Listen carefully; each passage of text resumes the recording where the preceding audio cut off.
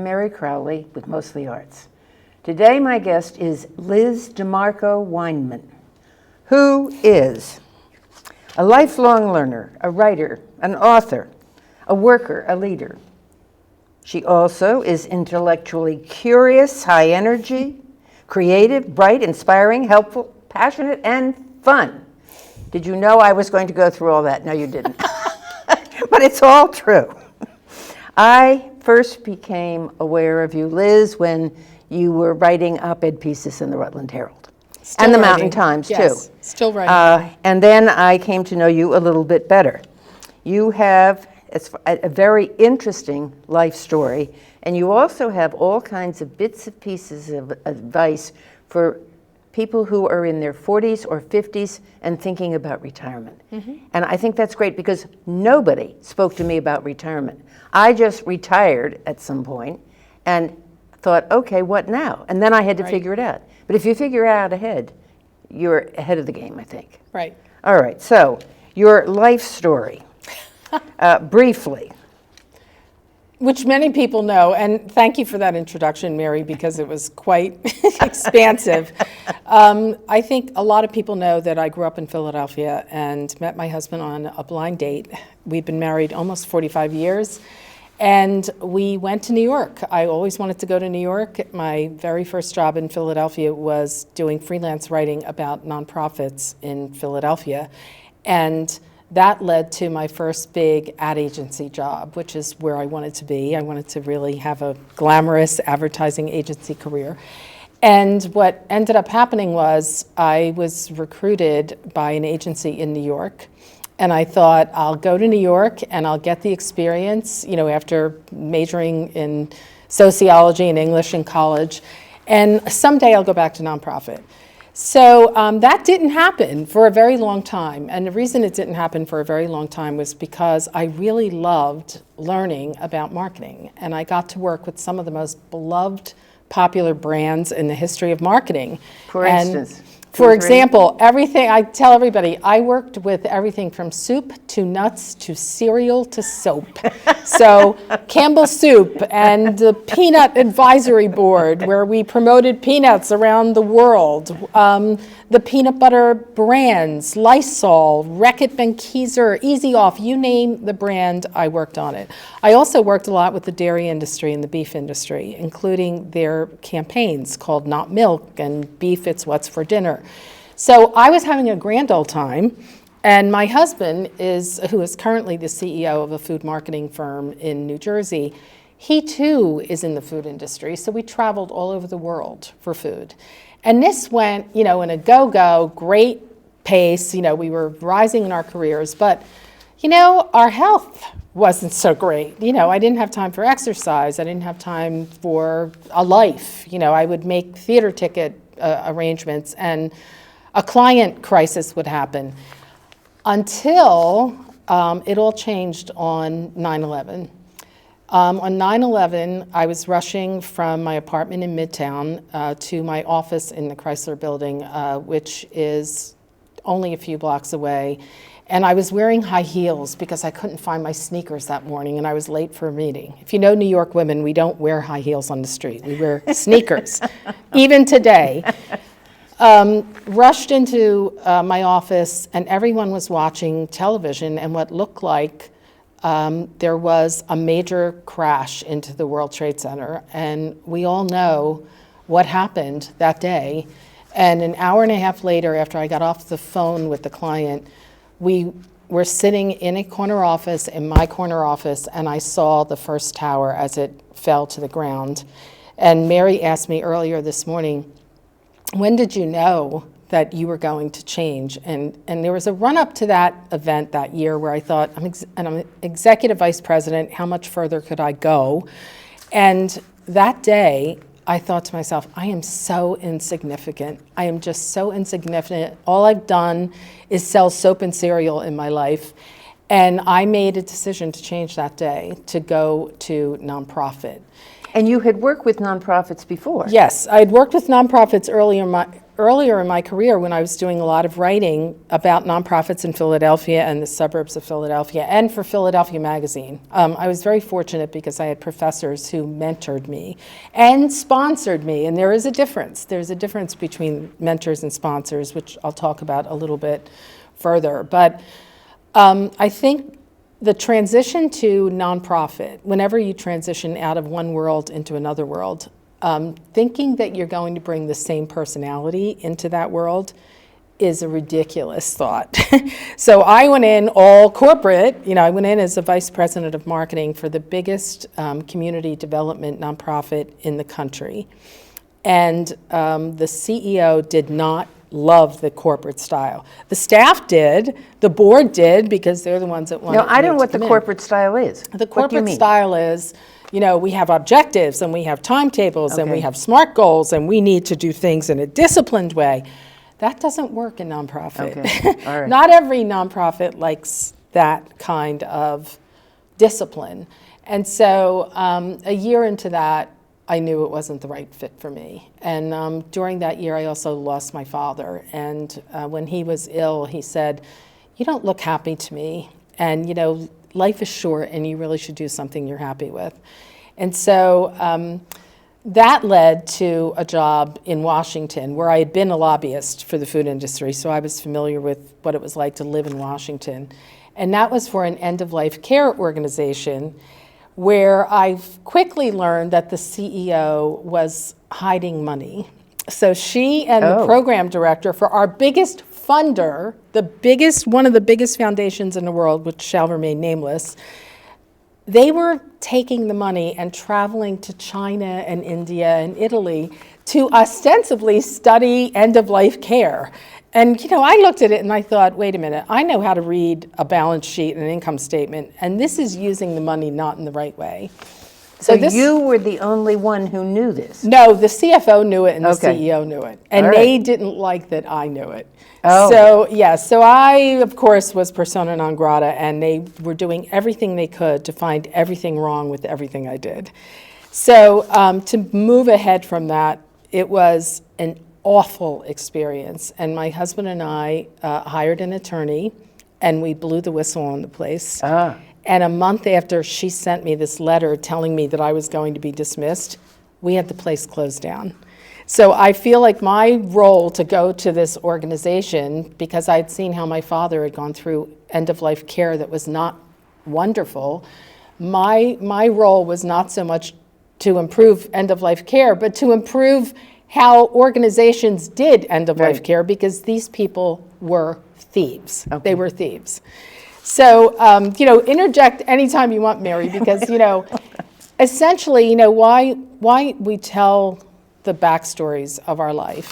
I did not grow up wealthy. My parents didn't even speak English, and my father taught himself to speak English by reading the daily newspapers on his way to work in Philadelphia. And you said that Italian was your first language. It was my first language. I still can speak it with my relatives in Italy. I take out the translation tools just like everybody else does. But that's how I got to read newspapers at 8 years old. I was reading 3 papers a day. My very first op-ed But was... then your parents were getting 3 papers a day. Oh, yeah, my father was reading the papers on the subway. And Okay. he would bring them home, and then I was reading them. All right. And I wrote my first op-ed for a Philadelphia paper when I was 20 years old. So, and there I was, with my photo and everything else. So I caught the bug early, that for me was advocacy. I always wanted to work for nonprofits. That to me was the way that I wanted to spend my career, even though I spent 20 years in corporate America and had the time of my life until 9/11, where I realized it's time to go do something purposeful. I was about to turn 50. And, my unfortunate experience was that I went to 2 nonprofits who were awful to me, just awful. And that led to my decision to go to business school. And so I was very fortunate that I had made great bonuses in corporate America. My husband was making good money. And I went to NYU. Right. And it was difficult. It is not easy to go back to school when you're in your early 50s and take corporate finance. And why did you do that? I mean, you'd did been it working without an MBA. without it, yes. But what ends up happening is you get to a point in your career where you feel that you have learned everything you can about that particular sector or industry or whatever. And I wanted to be a better leader. And Okay, so, all right. I went through this epiphany of, do I want to be an attorney? Do I want to go to law school? Do I want to get my MBA?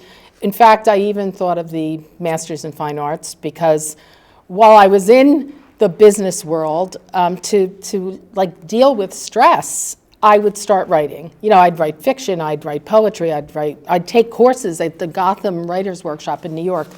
You even turned your NYU thesis into a book. I turned my NYU thesis into a book because I felt that the case histories in business school were all about young men. And I thought, there has to be stories out there about women over 40 who did amazing things after facing great adversity. And yes, did I feel that it was a meme for what I had gone through? Absolutely. And what I learned in going through that is the woman who started Weight Watchers, Jean Nidetch, she was 40 years old when she started Weight Watchers. The brand name Liz Claiborne, which a lot of older women will remember, she was 47 when she started that company. And Clara Barton was 52 when Clara she founded the Red Cross. And Rachel Carson wrote Silent Spring when she was, suffering from fourth stage breast cancer. I mean, she was testifying in front of, so we don't hear stories about women over 40. No, we do now. I mean, there's a number of organizations now that, Mika Brzezinski's organization, there's a number of them now, but not 15 years ago when I was in business school. And the reason it was really important to me is because... So you're saying in 15 years there's been progress? There has been progress, and a lot of that has come from the fact that the aughts, the early 2000s, saw the emergence of what's called girl bosses. All these young women who started all these very cool companies. What happened, though, is if they went to business school, when I went to business school, they learned the same kind of alpha habits that dictatorial men had. Oh. So, we idolize, and I realize that this is Rutland, but we idolize Jack Welch. And today, Jack Welch would probably not lead the way that he did when he was running GE. Okay. Because it was very dictatorial.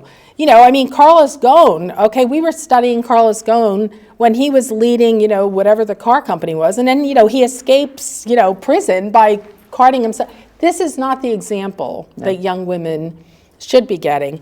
But what happened to those girl bosses in the aughts when they started these companies, and they too became dictatorial, is that they had investors that said, no, you can't do that, because they were losing people. You cannot be a toxic boss in this day and age. Okay.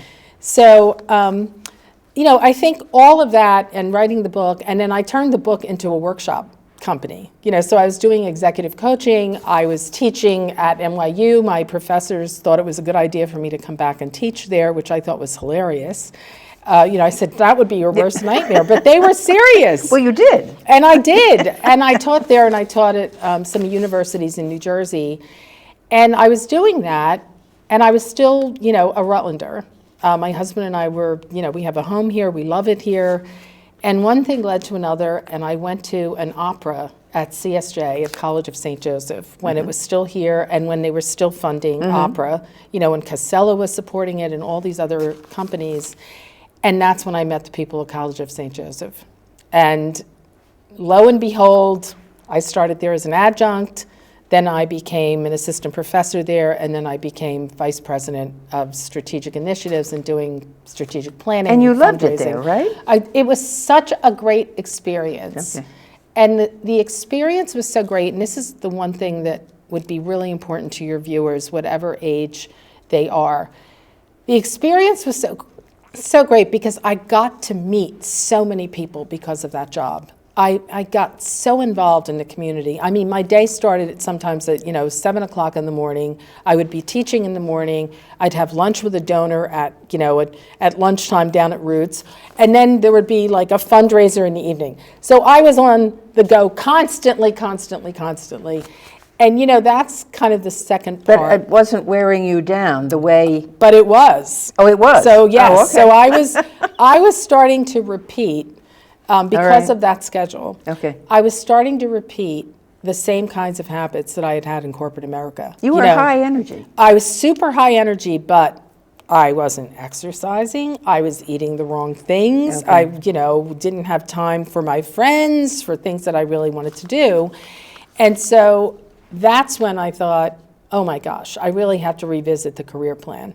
I had an MBA. I knew what it was like to be, skilled in leadership principles. I was teaching young students, business students, about how to have a life, how to have a career plan. And so I started to revisit my own career plan. Again. Mm-hmm. And I think that is what a lot of people do not do. We get so involved, especially women. Women work so hard at the jobs they're in, and they don't work as hard sometimes. I mean, I think women today are doing it differently, and they're having a better, balanced life.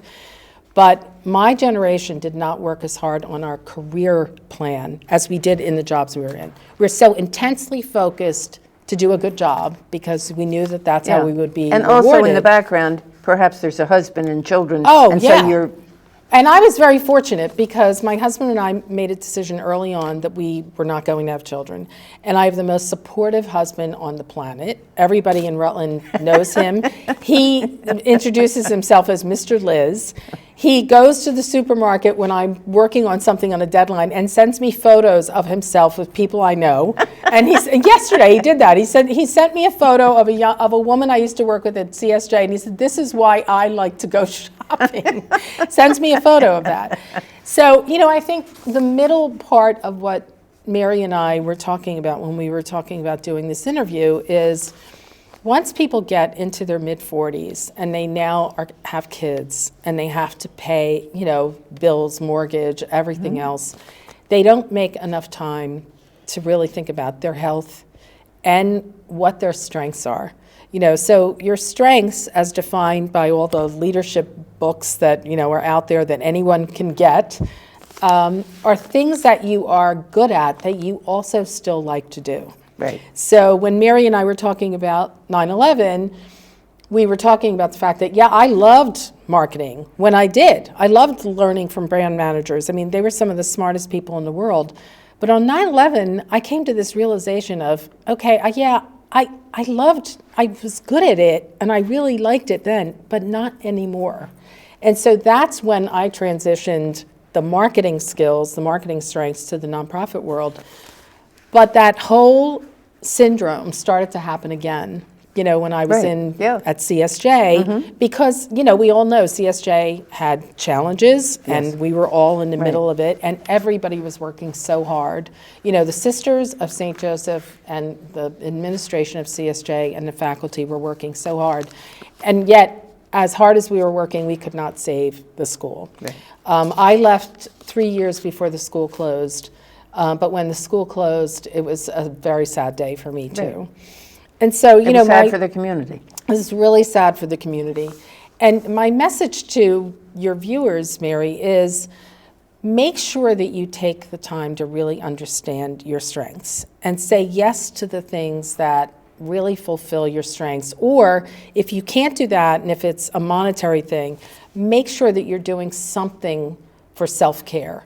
Because if you're not taking care of yourself health-wise, or fitting in some experience that gives you joy or that helps you relieve stress, you're going to burn out. I mean, so if you burn out, then you're not effective to anyone. And so when I left St. Joe's, when I left the College of St. Joseph, I went back to New York. I was working full-time for an organization that was the Institute for Retired Professionals. It was part of the New School for Social Research in New York, which had also been kind of an offshoot of Columbia. And I did that for a year, and I realized that what I really like to do is strategic planning. I wanted to use my MBA to do strategic planning for nonprofits, and I did a strategic plan for that particular institute so that they could build an endowment. And then they left the new school and went to the City University of New York, and I felt that I had done all I could do there. And so when the pandemic hit, 2020, my husband and I were decamped up here. And so he was working remotely with food companies and clients that he worked for, from around the world. And I would listen to how he talked to his clients, and the way that it was almost priestly. It was almost in a consoler in chief, because these people didn't know how they were going to survive. We didn't.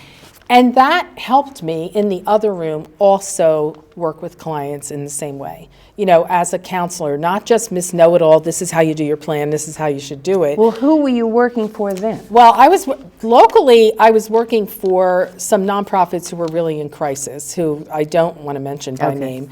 And I was working with a former colleague in New Jersey who I'm still really good friends with, because she works at a PR firm and does PR and communications for nonprofits. And so for various organizations of my own client list and hers, I do board development. So when people are looking to add board members, we end up tapping the same people in town. Right. So that's the message too to people out there. If you really want to know how to contribute to your community, there are nonprofits right now in this town that are in sore need of really good board members.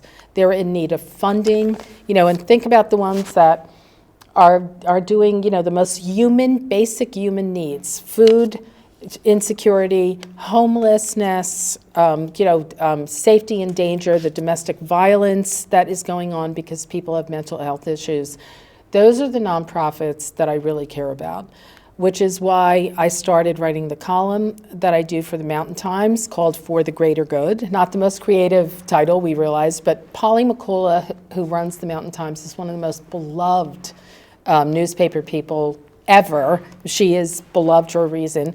And, the people at the Rutland Herald, Steve Pappas and Jim Sabatasso are two of the loveliest people that you can imagine.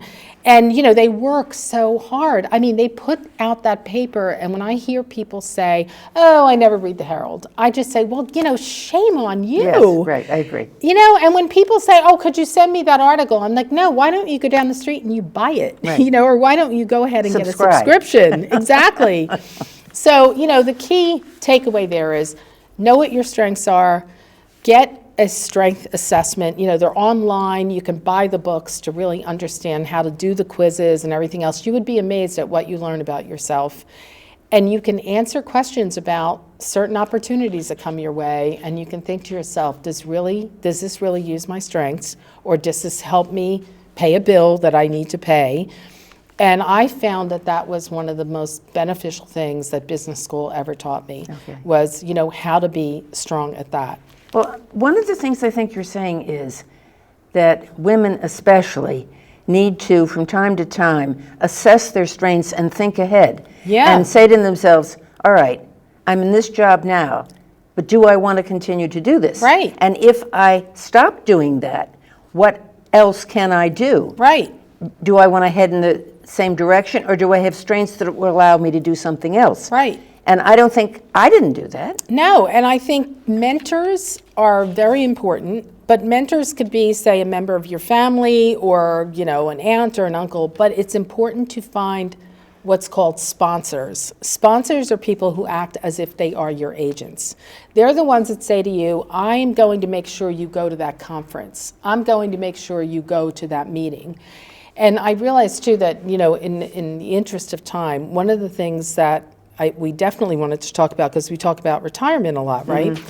There are 4 stages to retirement, very quickly. The first one, yay, a permanent vacation. That is not sustainable, folks. I will tell you right now. No. Number 2 is, so many older women especially think that they want to be grandfluencers. Mm-hmm. Guess what? If you don't know how to run Instagram, or you don't have somebody who's going to get you a lot of traction, and you're trying to make money with that, or you're trying to be an influencer, it's not going to last. The third stage, which is the worst, is the, oh my God, right. What do I do now? And that's where you see a lot of seniors getting into very depressive situations, because all they do all day is puzzles or pickleball. And I'm not being stereotypical here. I do know seniors who this is how they spend their day. And the fourth stage is, and there's a TED Talk on this that does such a great job at explaining these stages. The fourth stage is this notion of purpose. Purpose, pride, and joy, which the authors of the 7 zones of happiness, no matter where they are in the world, have indicated that is what distinguishes happy people from not happy people. And so when retirees decide, I am going to do some kind of service, that is when happiness, some kind of happiness, right? Yes, I still have bad days. Yes, I still go, gosh, why am I doing this? And I gnash my teeth at some, nonprofit board meeting. But doing service in your community, especially with some of the nonprofits that need us desperately now, and mentoring the next generation of people, that is one of the most important things that retirees can do. And that's what I spend my time doing now. I'm out every night at some meeting for a nonprofit. I'm either at a fundraiser, or I'm holding one at my house, or I'm writing one of the articles, and I make time for joy. Now I make time that when I'm in. What is your joy? Well, first of all, I exercise a whole lot more now. I think Rutland has so many pockets of joy that if you really look for them, you'll see them. My husband and I stood for 2.5 hours at the Halloween parade, freezing, waiting, for the skeletons to come. Right. When the skeletons walked at the end this year, what a great strategy, right? At the end, the cheers that went up from kids of all ages, right, was just such a moment of unadulterated joy. And for me, now I'm at the point in my life where I can go into Manhattan because it's 35 minutes from my home in New Jersey. And I take the train down to New York. I'm one of those people that will do that. And I will go see an opera. And the minute that the curtain goes up, I start crying. Like the tears flow down my face because I know I can't do that. So the kind of awe and joy that you can get from whatever turns you on. It doesn't have to be an opera. We have the Paramount Theater here. The Paramount And we have Theater the Nutcracker coming up. It's so wonderful, and I'm going to be sure to see La Boheme at the Paramount in a few weeks because it's $20, and I can, exactly. At Lincoln Center it's a fortune. So the takeaway here is have a career plan, know what your strengths are, make time to take care of your health, and build in awe and joy in your life so that you can also impart those kinds of lessons to the next generation, because they will not have some of the same advantages that we boomers had. They won't even have some of the advantages that the Gen Xers had.